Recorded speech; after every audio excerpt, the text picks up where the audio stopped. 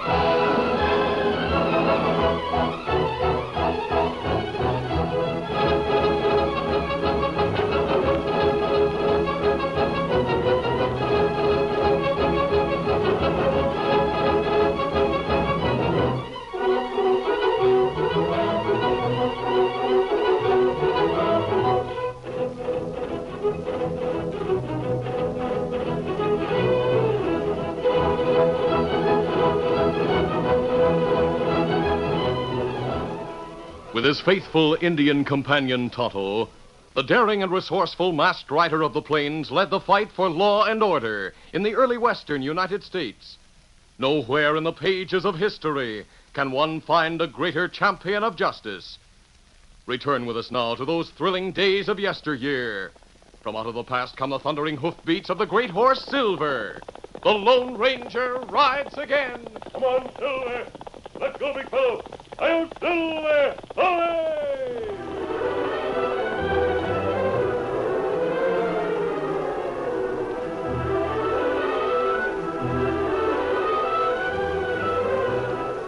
Major Davis was the commandant of Fort Casper in the heart of Indian country. His knowledge of the Indians, coupled with his courage and energy, kept the savage Apaches under control. The major was in the thick of every skirmish until a bullet brought him down, critically wounded. For weeks he lay in bed attended by his daughter Ellen and the Army surgeon, Dr. Parrish. And then came the most crucial day of the major's career, the day when bandages were to be taken from his eyes. Dr. Parrish met the 21-year-old Ellen outside the bedroom door. Ellen, this is the day I've dreaded. What are Father's chances, Dr. Parrish? Physically, he'll be as good as new. His strength will return very quickly when he's out of bed and moving about. But as for his eyes... Doctor, you think he'll be blind? We'll know when I remove the bandage. Shall we go in? Very well. Doc, you're late. Oh, take it easy, you old warhorse. I declare, Dad, you're getting to be the most impatient Doc, man. you promised you'd take the bandage off my eyes today. I'm going to measure. Now hold still. Fine thing. After all these years in the Army, I've got to take orders from the sawbones. Keep your eyes closed. Stop fumbling around. I'm simply unwinding this bandage. Your eyes closed? Yes, my eyes are closed. There we are. Now open them. Doc, I don't see anything. Oh, no. Do you get any sensation of light? No, not a thing. Confound you, Parrish, you blundering butcher.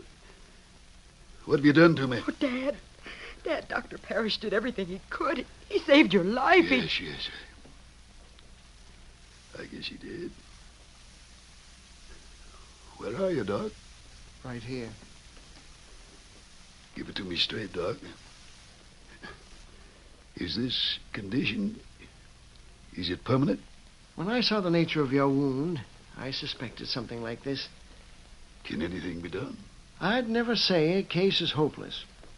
Miracles have happened. Nothing short of a miracle can restore my sight. Nothing known to medical science at the present time. pretty hard to take. Particularly since I know that if you can't help me, no one can. Dad, you're a soldier. You can't let this get you down. I'm all right, Ellen. But I wonder what's going to happen now. I'll stay with you always, Dad.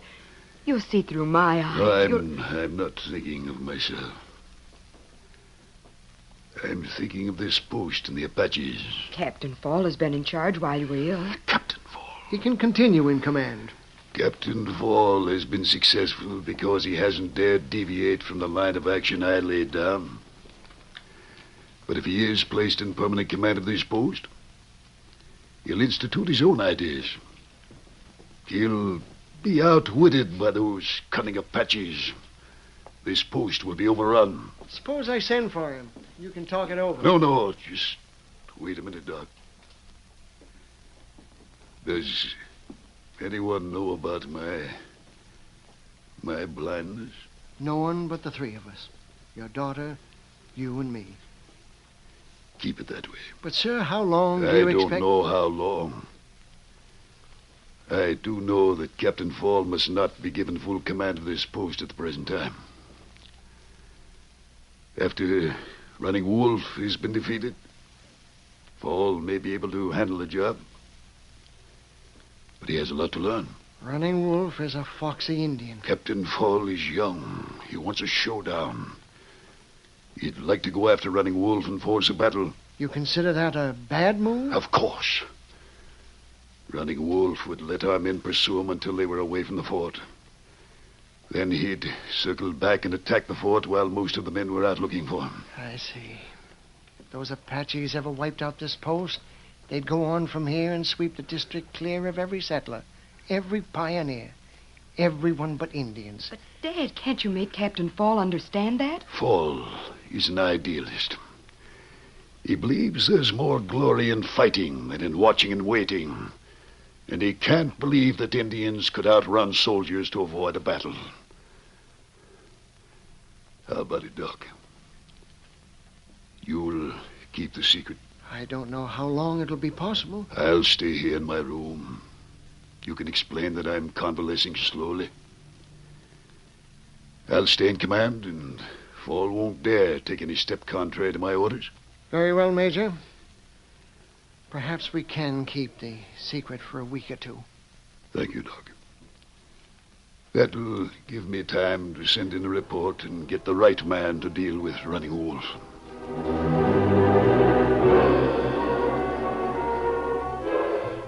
During the days that followed, Dr. Parrish issued daily bulletins on the commandant's condition, but said nothing about the major's loss of his eyesight. It was a week later when the Lone Ranger brought his great horse Silver to a halt many miles west of Fort Casper. Oh, Silver. Oh, easy. Steady, big fella. The masked man was beside huge sheltering rocks where he had arranged to meet his faithful Indian companion, Tonto. He could hear the distant drums of Indians. Those drums sound like trouble, Silver. Maybe Tonto will have news for us.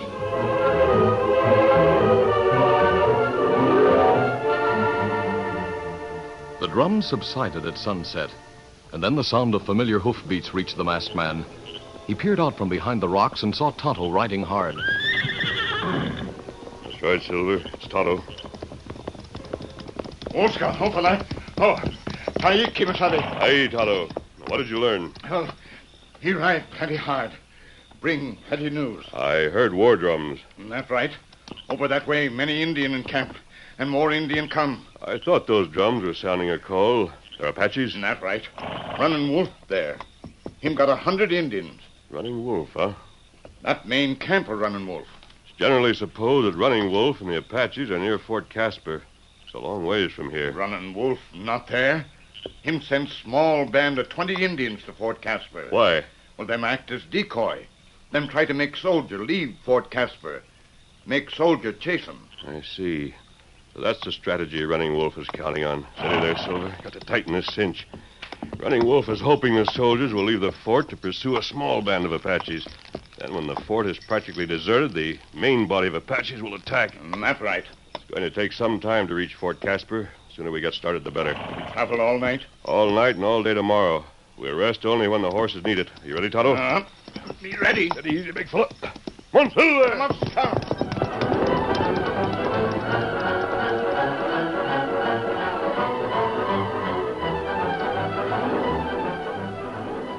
In the meantime, Captain Fall approached the quarters of the Major with a firm decision to confirm suspicions that had been growing in his mind for the past week. Yes? Oh, it's Captain Fall. Miss Ellen, I must see your father at once. But the doctor is with him.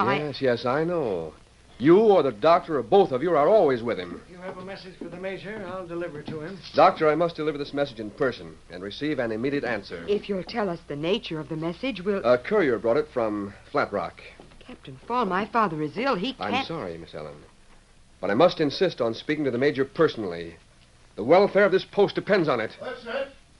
What's that about the welfare of the post? May I go into his room? Very well, Captain. Oh, Ellen! Who's out there? Who wants to speak to me? Just a minute, Dad. The shades are drawn in the Major's room.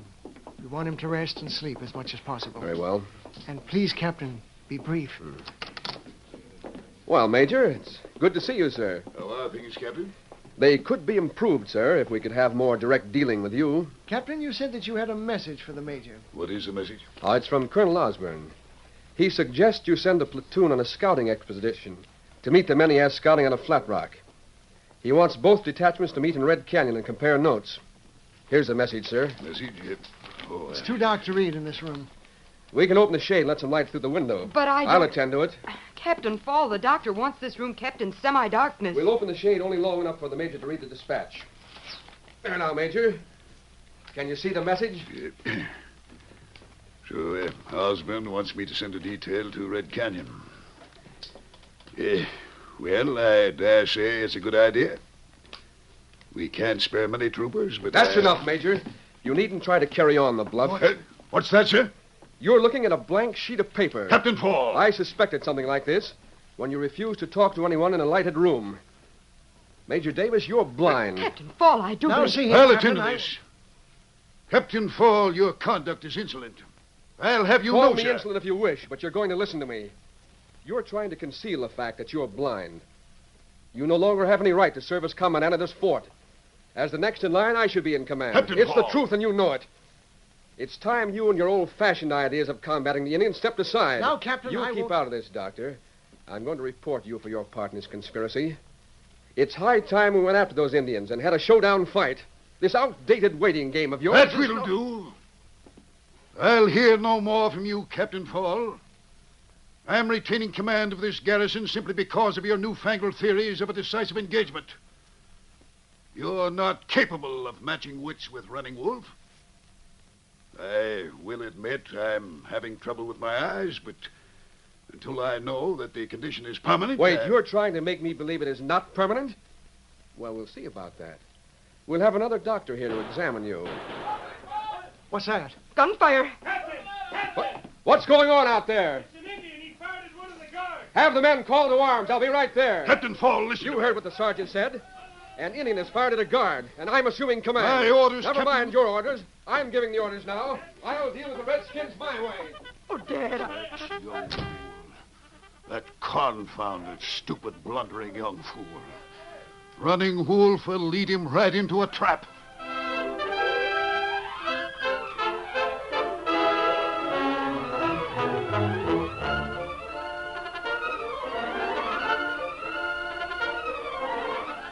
The curtain falls on the first act of our Lone Ranger adventure. Before the next exciting scenes, please permit us to pause for just a few moments.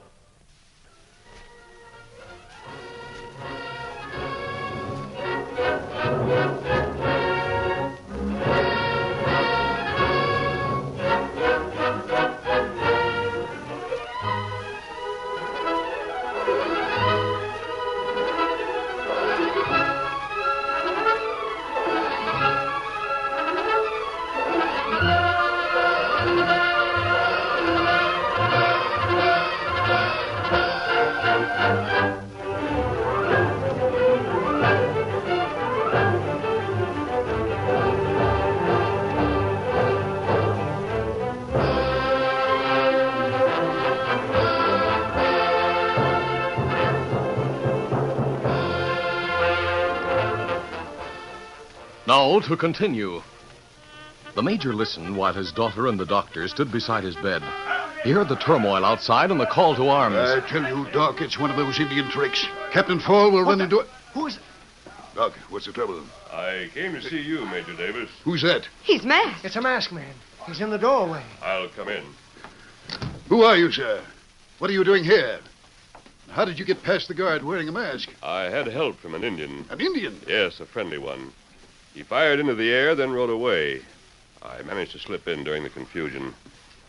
I came to warn you, sir, that Running Wolf is preparing to attack. Major, this man wears a mask and has 2 guns tied low. He looks to me like an outlaw, a professional gunslinger. I can only judge him by his voice. I'm satisfied with his sincerity. Thank you, sir. Running Wolf hopes your troopers will try to engage the Indians in the north. That's precisely what Captain Fall wants to do. The soldiers will be lured away from here. While they're gone, Running Wolf will attack. If Captain Fall could be made to understand... Major Davis, you'll be relieved of your command as soon as Captain Fall can contact Washington. Yes, I dare say you're right. Then Captain Fall will be in charge. I'd hoped to conquer Running Wolf in some way before I retire. Perhaps you can. What do you mean, sir? Let me outline a plan. Perhaps we can conquer Running Wolf in spite of Captain Fall. Right ahead, sir. Talk.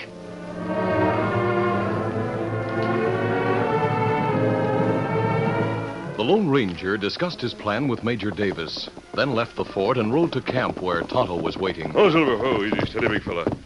You had no trouble escaping from the troopers? No trouble. It's plenty easy to keep out of sight in hills. Tonto, I want you to go to the top of Red Mountain. Watch for Running Wolf. When he and the army of Indians start to move, send up a column of smoke. And where you go? Inside the fort with Major Davis. The major's going to give Captain Fall command tomorrow morning. Soon after that, the troopers will leave the fort. Then I'll ride in and join the major. It was the following morning when Major Davis acted on the plan of the Lone Ranger by sending for Captain Fall. The two were alone. Well, Captain, did your men capture the Indian who fired on the guard? No, sir. It's a simple matter for one Indian to hide his tracks. And you think you'd have no trouble running down a band of Indians? That's entirely different. Major, you may as well know it. I've sent a dispatch to Washington. I felt it my duty to report your condition. Yeah. In due time, you'll be relieved of your command. Then you will go after the Indians in the north. Yes, sir. Our skirmish will be short and decisive. If the Redskins in the north are decoys, we'll conquer them and get back before a second group can attack. Very well, Captain. Take over. What? I said take over. Here. This order places you in full command until further notice. Yes, sir. But remember, I can recall that order and take command at any time until permanent orders come from Washington. Yes, sir. Now then, how soon do you plan to put your strategy into effect? Right away, sir. We shall ride to meet the Indians this morning.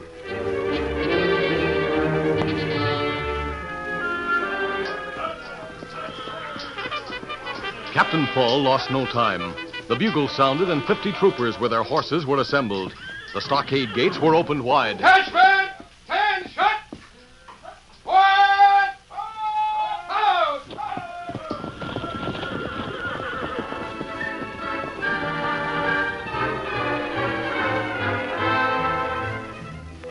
After he heard the troopers ride out of the fort, leaving only a few men to serve as guards, Major Davis waited for some time in his world of darkness. Then he called his daughter to his side. Ellen, I hope I haven't made a mistake. Captain Fall was determined to go after those Apaches. It would have been his first move after orders came from Washington installing him as the commandant of the fort. Best you could only have postponed his action for a week or 10 days. That masked man said he'd be here. He will be. You're confident of that, aren't you, Ellen? Yes, I am, Dad. And you'd better be ready for him. Ready? Here, if you're going to ride into action, you'll want to wear your sword. Now, see here. You can't do this. Put down that gun. Ellen, open the door. You can't go in there, I tell you. Walk ahead of me, soldier. It's the masked man. He's captured the guard. Keep going. Major Davis, sir, I couldn't help it. He sneaked up from behind and got the drop on me. It's all right, Loomis. The masked man is here at my invitation. What's that? You're dismissed. You sure it's all right, sir? You heard me. Close the door behind you. Yes, sir. Thanks, Major Davis. I saw Captain Fall leading the men out of the fort. Now, you and I are riding. I hope I can guide my horse. You'll not need to, sir. The horse you're going to ride will need no guiding. I'm ready. Oh, Dad, good luck to you.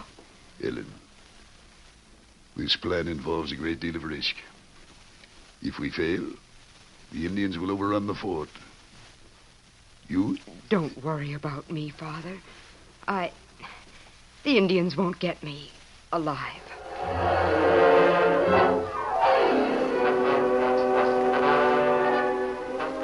Outside his quarters, Major Davis was guided by the masked man to the stable where he ordered his horse to be saddled. Major, my horse will follow me wherever I ride. I'll take your horse, and you ride Silver. Silver? I've heard of a horse called Silver. Hold the reins, but don't try to guide him. He'll stay close to me. Now, sir, let me give you a hand up. Stirrup? Steady there, Silver. It's all right, big fellow. There. I guess I'm ready, sir.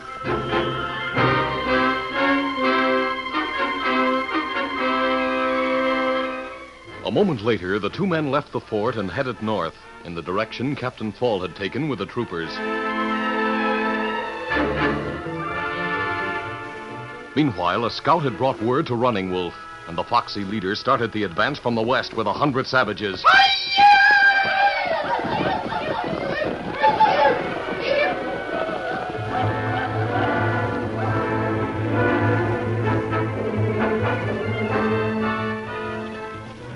Captain Fall was beginning to have doubts about the wisdom of his mission.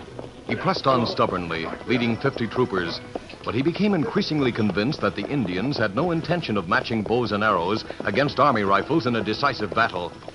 The aide riding at the captain's side had narrowly escaped being hit by an arrow. Doggone critters.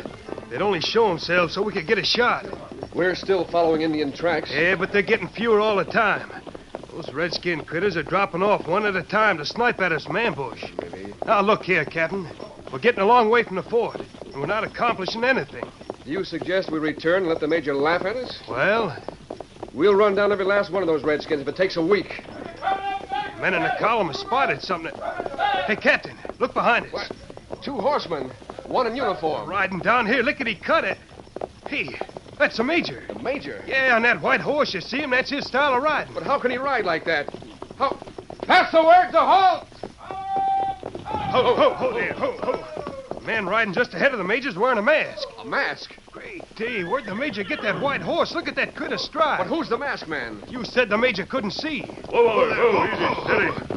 Here we are, Major. Captain Fall. Major, I Leave can't... your questions until later. I'm resuming command. But, sir... Look to the west. You'll see a column of smoke. Can you see it, sir? It's a signal. It means Running Wolf is riding to attack the fort. Now, order the men to ride about and return as fast as possible. Them's the best words I ever heard. But, Major, this masked Captain, man... I gave you an order. Yes, sir. Pass the word to ride him out!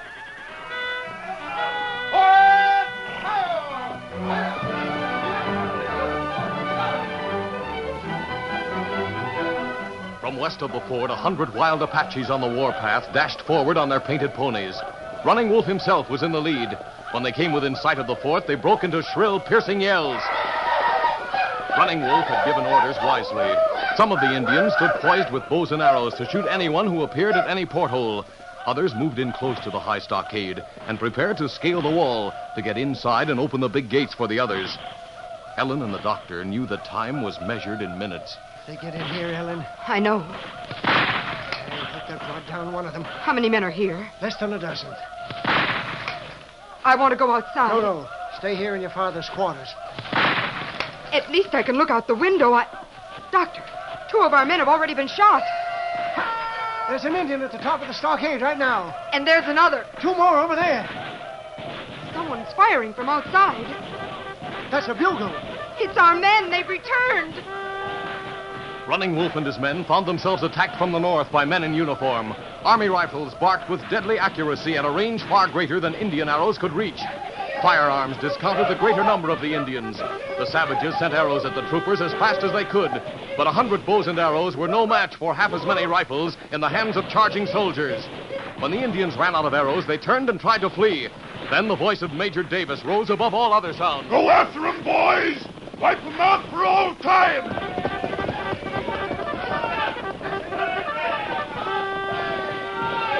The Indian retreat became a rout. Running Wolf was killed and many others. The survivors were captured and brought back to the fort as prisoners.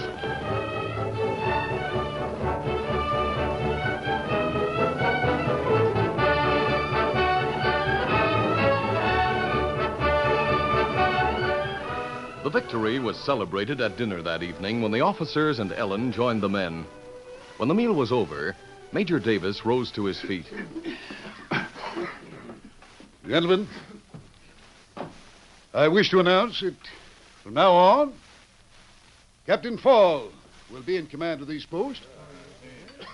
I welcome the opportunity to retire to my farm in Ohio. I give you Captain Fall fully confident that he will prove a capable commandant.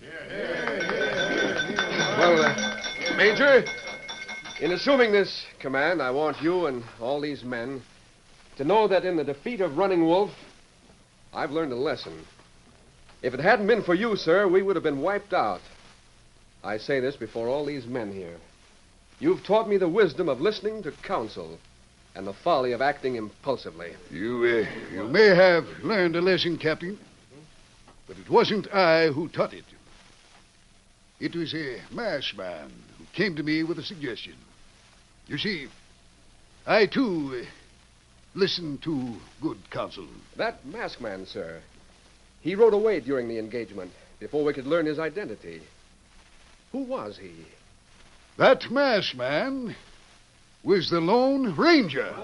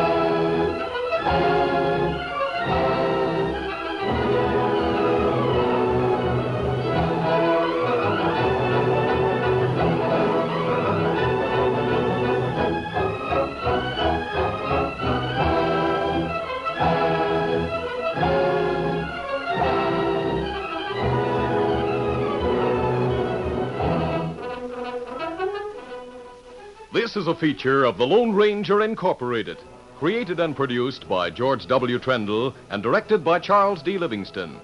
Tonight's story was written by Fran Stryker. The part of the Lone Ranger is played by Brace Beamer.